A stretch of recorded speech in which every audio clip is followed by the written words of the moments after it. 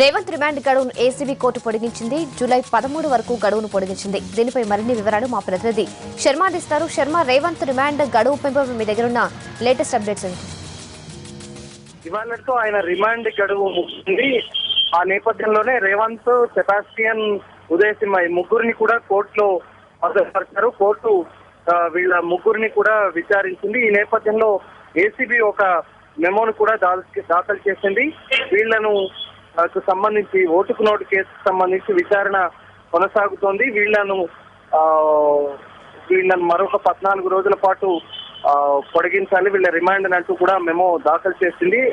అందులో భాగంగానే కోర్టు వాళ్లకు మరో 14 రోజుల రిమాండ్ గడువు పొడిగిస్తూ ఉత్తర్వులు జారీ చేస్తుంది. మరో 14 రోజుల పాటు వాళ్లను జైల్లో ఉంచాలని జైల్లో అధికారులకు ఆదేశాలు జారీ చేసింది. కోర్టు విచారించిన తర్వాత వాళ్ళని నేరుగా చర్లపల్లి జైలుకు తరలిస్తున్నారు.